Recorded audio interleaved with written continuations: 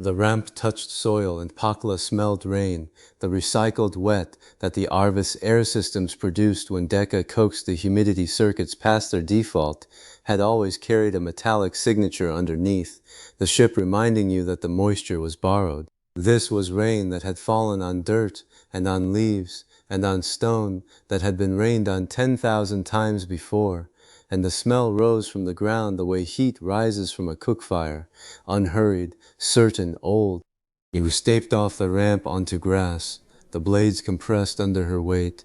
They sprang back at the edges of her foot. She could feel them through the thin ship-issue sole that Decca had fabricated for her from cargo wrap material, each blade individually, bending and recovering, alive in the way that told her they had root systems and water and a sun to grow toward. The grass was short, cropped maybe, grazed. The light was warm, and yet came from above, and yet moved. Pakla stopped.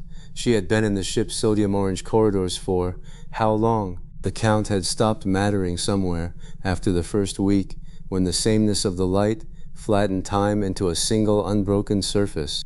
There had been no morning, no afternoon, no moment when the quality of illumination shifted and your body understood, without being told that the day was turning. The Combine built its ships to operate in perpetual institutional noon, bright enough to work, flat enough to suppress circadian rhythm, orange enough to remind your hindbrain that nothing here was natural. This light was gold. It moved through the canopy of broadleaf trees at the settlement's edge, and it cast shadows that shifted as the leaves shifted, and the shadows had edges, and the edges were soft, and the softness meant atmosphere, and atmosphere meant sky, and sky meant... She spent approximately 4 seconds on this. Then she started reading the terrain. Behind her, the broad-shouldered Northman was already scanning the tree lane, with no device, just his eyes moving in the systematic sweep of a man who understood ambush geometry. His hand rested on the haft of the maintenance tool he'd claimed from the Arveth's cargo bay and reshaped into something that was, legally speaking, a pry bar. The fact that it could also cave in a skull was, illegally speaking, coincidental. The modern woman Decca had stepped off the ramp and stopped. She was looking up, just looking up at the sky, at the blue of it. Her mouth was slightly open. Her hands were at her sides. Pakla had seen that expression on people standing at the edge of the Llano after a hard ride through canyon country. The moment when the world opened up and you could see the curve of the earth and your body remembered that it was small and the land was not. The Ikran representative came last. Their triple-jointed legs negotiated the ramp with the careful precision they brought to every movement aboard ship, but at the bottom they went still, the stillness of a horse that scents water it has not yet found. Their iridescent scales shifted through a color sequence Pakla had not seen before, deep violet to copper to a green that matched the canopy overhead. Their segmented eyes were fixed on the settlement ahead, 4 of them. Quintus had been specific. Go small, let Pakla read the terrain, report before committing more people to the ground. The Northman was there because he would not have agreed to stay on the ship. Decca was there because someone needed to maintain communication with the Arvith in orbit. The Ikran was there because Pakla wasn't entirely sure why. The Ikran had asked in the limited pigeon Aisha had built, and Quintus had looked at Hattori, and Hattori had nodded once, and that had been that. Pakla walked. The path from the landing point to the settlement's edge was packed earth, unpaved, ungraded, just earth that had been walked on enough times to remember the shape of walking. It led through a band of trees whose trunks were straight and evenly spaced in a way that might have been natural on a world she didn't know. The grass grew to the edge of the path and stopped, not thinned, stopped in a clean line, the way grass stops at the edge of a stream. She filed that, too. I have tracked through places the land does not want me to be, she thought. The land tells you, if you listen, the soil that doesn't compact right, the game trails that avoid a space, the silence that means something large lives here. This place is not telling me to leave. It is telling me it was made for arriving. The settlement began where the trees ended, and it began with stone. The structures were low, none taller than two persons standing, most shorter. They were arranged in a pattern that suggested a village, dwellings clustered near a central open space, with what appeared to be workshops or storage at the margins. The materials were stone and timber, and something that might have been dried clay or might have been something else entirely. The roofs were organic, thatched or grown. She couldn't tell which from this distance. Pakla went to the nearest wall. She put her hand on it. The stone was warm, sun-warmed, she thought, and then corrected herself, star-warmed, because this was not the sun. It was smooth under her palm, smooth the way river stones are smooth, from sustained and patient pressure. She crouched and examined the seam between two stones. Her finger found the joint. The fit was, she pulled her hand back. She looked at it again. She put her finger back in the seam. There was no gap. She had watched men work stone. On the plains, the people did not build in stone the way the settled peoples did. But she had been in the Spanish missions, and she had been in the Pueblo villages, and she had seen what happened when a craftsman who had worked stone for 30 years brought the best of his skill to a wall. The work was fine. The joints were close. And always, always, the craftsman's hand was in it, the slight variation in pressure, the place where the chisel had been held at a fractionally different angle, the almost imperceptible wobble where the mason had shifted his weight between one strike and the next. A wall built by human hands carried the rhythm of the human body, and if you knew what to look for, you could read that rhythm the way you read a horse's gait. This wall had no rhythm. The fit between stones was absolute. Her fingertip found no variation, no gap, no point where one stone yielded to the next. The joint existed. She could see it with her eyes, but under her finger it felt like a single continuous surface that had been persuaded to look like two pieces. She ran her hand along the course of joints for 6 hand lengths. The same everywhere. Consistent pressure applied at every point simultaneously, as though the stones had been pushed together by something that didn't have hands, something that didn't have the asymmetry hands create, something that understood stone from the inside. She noted this. She did not interpret it. That was just a dizzle. Interpretation was what got trackers killed. The story you told yourself about the hoof print instead of the hoof print itself. She moved on. The plants were next. They grew in beds along the paths between structures, and at first glance they looked like garden plantings, herbs or greens of some kind, tended and orderly. Pakla had grown up in territory where the people moved through landscapes other peoples had planted, and she knew what intentional growing looked like. The rows, the spacing, the way a planter left room for a hand to reach between stalks. These plants were spaced with mathematical precision. Garden rows followed the planter's stride and the planter's reach and the planter's best guess about how much room the roots needed. These followed something else. The distances between individual plants were not identical, but they were related, each one a proportion of the next, building outward from a central point in a pattern that did not repeat but did not break. Pakla had tracked through territory where humans planted defensively, thorns at the perimeter, bitter herbs among the sweet to discourage grazers, nitrogen fixers interspersed to feed the soil. The pattern always broke down at the irregular decisions people made, the spot where the planter stepped over a rock, the row that curved because the light was better on one side, the gap where something died and was replaced with something different. These didn't break down. She knelt beside one of the beds and studied the nearest plant. Its leaves were symmetrical, not the loose bilateral symmetry of most leaves she knew, but precise, as if each half had been cut from the same template. The veining was regular. The color was the deep green of healthy growth, uniform from base to tip, placed, she thought, not grown, or grown by something that didn't make the accumulating errors that growth normally made. She failed it. She stood. The stream was 5 paces ahead. In Tiasanari, the width of her forearm, and it ran alongside the path in a shallow channel that had been cut or worn into the ground. The water was clear. It moved with the gentle urgency of water that has somewhere to be. Pakla followed it. She always followed water. Water was the most honest feature of any landscape. It obeyed gravity. It found the lowest point. It told you everything about the terrain's true shape, regardless of what the surface wanted you to believe. A man could disguise a trail. A village could hide behind a ridge. Water could not lie about which way was down. She followed the stream for 20 paces. The ground was level here, the plaza, or gathering space at the settlement's center, wide and open, paved with the same jointless stone. The stream ran along one edge of it, and as Pakla tracked its course, she realized that the ground was not level. It rose, slightly.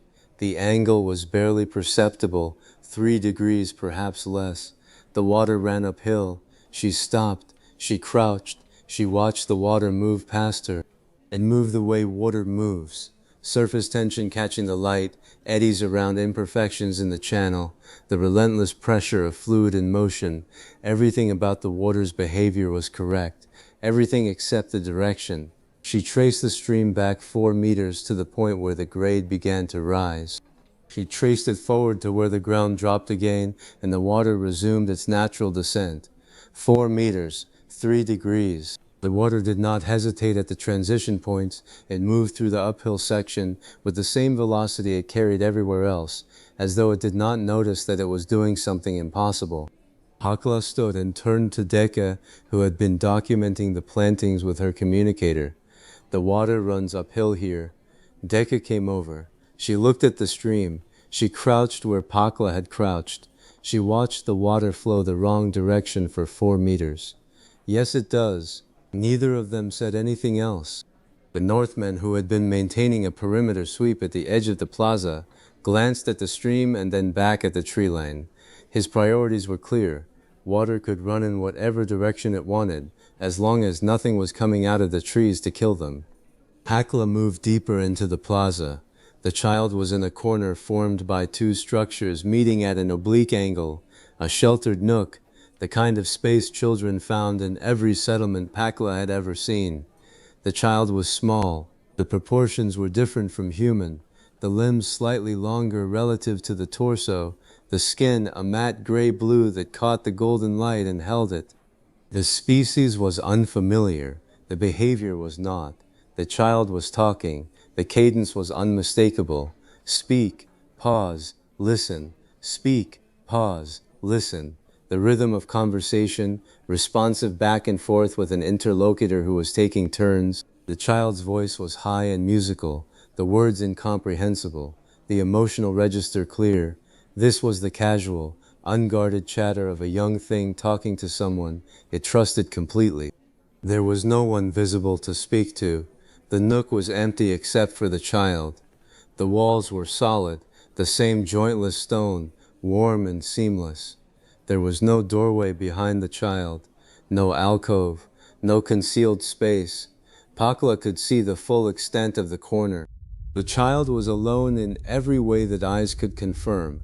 The child was not alone. The Northman had noticed before Pakla did. He was standing at the edge of the plaza, still as timber, watching the child with the focused attention he normally reserved for threats. When his hand was not on his weapon, his posture was not combat ready. He was watching the way you watched, something you did not understand but recognized as real. The child is not talking to nothing, he said. His voice was quiet. The words came in his own language, the compressed, kenning heavy speech that Pakla had learned to parse not through vocabulary, but through cadence and gesture. She understood enough. She had been thinking the same thing.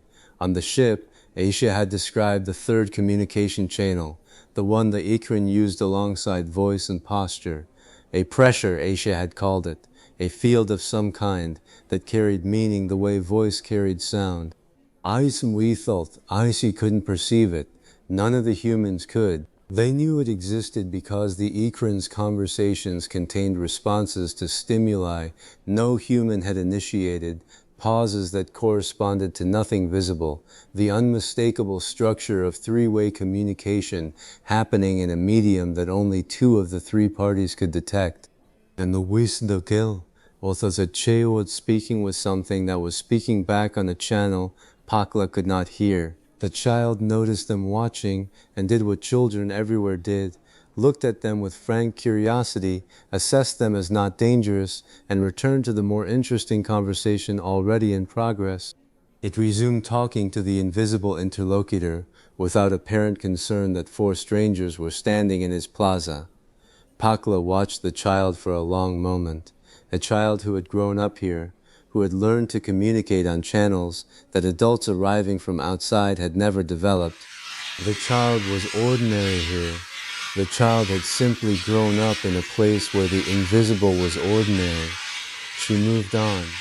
The Ikran representative had been walking behind the group with the careful, measured tread they maintained aboard ship, quiet, contained, observing without reacting in the manner Pakla had come to associate with their species, take everything in, process it through channels humans could not access, respond only when the response had been fully formed. In the center of the plaza, they stopped. It was the kind of stop that a horse makes when it sees something it recognizes, hooves planted, weight back, every sense oriented toward a single point. The Ikran's triple-jointed legs locked, their scales cycled through the deep violet again, the same color they had shifted to on the ramp, but deeper now, richer, a color that Pakla thought might carry meaning she would never be able to read. The posture changed. In alarm, the Ikran drew inward, compressing their frame, making the segmented eyes wider to take in more light. This was the opposite. They expanded, their limbs eased, their eyes narrowed the way eyes narrow when they are recognizing something so familiar that the body adjusts before the mind has finished confirming. Recognition. The Ikran made a sound. It was a sound on all three channels simultaneously. She could hear two of them, the vocalization and the subharmonic that vibrated in the stone beneath her feet, and she could feel the shape of the absence where the third channel carried something she could not receive. The sound was complex, it was old, it had the weight of a word that had been carried across generations and spoken rarely and always in the same way. An answering sound came from within the settlement. It came from no specific direction. It rose from the structures the way the rain smell had risen from the ground, as though the settlement itself were responding. The same three channels, the same complex, weighted shape, but different, the harmonic rather than an echo, the response rather than a repetition. The Ikran representative looked at Pakla, their segmented eyes, those kaleidoscope arrangements of 6 or 7 facets that shifted independently, oriented on her face with a directness that transcended the species barrier. The look was clear. You understand what this means. You have been here before, Pakla said. The Ifia said something. The words were in a language Pakla did not have. The vocalization was short, 3 syllables, spoken with the cadence of a correction. Not me. The Fafandich added depth before me. The third channel added something else. Pakla couldn't hear it, but the Ikran's posture carried the meaning forward into visible space. Not me, my people. This settlement had seen the Ikran before, or the Ikran had carried the memory of this place, not as personal history, but as species memory. Something passed down through the channels, through the harmonic tradition, through whatever medium allowed a young alien child to converse with something invisible in a plaza corner. The Ikran's people had been here, had passed through, had been what? Freed, sheltered, guided? The Arveth's arrival was not unique. This had happened before. Pakla looked across the plaza at the Northman who had registered the exchange without moving from his position, at Decca who had raised her communicator to record the answering sound and was now studying the waveform on its small screen with the focused attention of someone who has just realized the dataset is much larger than she thought. And he said Salman far side of the plaza. We just stand into the largest structure, the one that occupied the full width of the plaza's far edge, its walls the same jointless stone but taller, deeper, built with the proportions of a building meant for gathering rather than dwelling. The door was wooden, or appeared wooden. It had a frame and hinges in the patina of age that had been closed since they arrived. It opened, Pakla's hand went to her knife. She did not draw it. Drawing was a commitment. Her hand went there, to the handle of the combine maintenance blade she'd reshaped against the Arveth's corridor walls until it felt right in her grip, and it stayed there, and she watched the door. The figure came out. Pakla's first assessment was human. The shape was human. The proportions were human. The gait was human, two-legged, upright, with the smooth hip and shoulder rhythm of someone who had walked for a long time and had nowhere in particular to hurry. They were wearing something loose and undyed, the color of the stone around them, and their hair was dark and long and pulled back from a face that Pakla could not resolve clearly at this distance. They were moving toward the group, not toward the group in general, toward a specific point. Pakla tracked the approach the way she tracked anything: angle, speed, intent. The figure's pace implied expectation. They were not approaching cautiously, not scanning the group for threat, not adjusting their trajectory based on what they saw. They were walking toward a destination they had already identified. They had decided where they were going before the door opened. The figure is walking toward a point in the plaza, Pakla thought.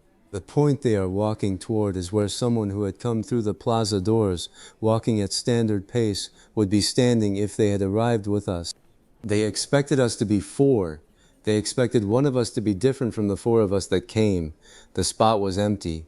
If Aisha had been here, if Quintus had sent her down instead of keeping her on the Arveth to maintain communications, she would have walked through the plaza at her own pace, not Pakla's tracker's caution or Dika's documentation delays, and she would have arrived at a point approximately 3 meters to Pakla's left and 1 meter forward. The spot where the paths through the plaza converged. The natural place to stand if you were the member of a group whose role was to speak. The figure stopped at that empty point. They stood there for a moment, looking at the space where someone was supposed to be. Then they looked at the four people who were there: Pakla, with her hand on her knife, the Northman with his weight settled and his eyes tracking, Dika with her communicator raised, the Ikran with their scales still cycling through recognition violet. The figure's expression shifted. Adjustment. The micro-recalculation of someone whose prediction had been 90% correct and who is now accommodating the 10%. Then they looked up. Not at the sky in general. They looked at a specific point, a point that to the naked eye held nothing but blue. A point that Pakla knew from the orbital calculations Deka had run corresponded to the position of the Arveth. They looked at the ship. They knew exactly where it was. The figure made a sound. It was not in Combane language. Pakla had absorbed enough of the freight manifest cadence to recognize what Combane speech sounded like, even when she couldn't parse the words. Maybe was the melody simpler. It carried the same multi-channel structure the Ikran representative sound had carried, but the vocalization layer, the part Pakla could hear, contained syllables that sounded like they should have been familiar, like a language she almost recognized. Spoken by someone who had been speaking it for so long, the words had worn smooth. Gita's communicator activated. The device chirped once. The incoming signal tone Dita had set for Arveth bridge communications. And then Aisha's voice came through, and Aisha's voice was doing something Pakla had never heard it do. It was shaking, with recognition. Something just spoke to me. Through the signal. The Deka looked at Pakla. The communicator was still transmitting. In the background, Pakla could hear the Arveth's bridge, the low hum of the systems, the muffled sound of Quintus asking a question, and over all of it, Aisha's breathing, fast and controlled, the breathing of someone managing an emotional response through discipline of the breath. Pakla looked at the figure. The figure was still looking at the sky, still looking at the point where the Arveth hung in orbit, waiting. Pakla looked at Dika. Tell her to come down. Dika relayed the message. In the silence that followed, the figure lowered their gaze from the sky and looked at Pakla, directly at her, with eyes that were dark and patient and carried the weight of a very long time, and nodded once. Then they waited. The child in the corner of the plaza was still talking to nothing, and the water was still running uphill, and the stones were still fitted without hands, and the answering sound from the settlement was still resonating in the ground beneath Pakla's feet, like a heartbeat that had been beating for longer than she had words for. The figure waited, and the door behind them remained open.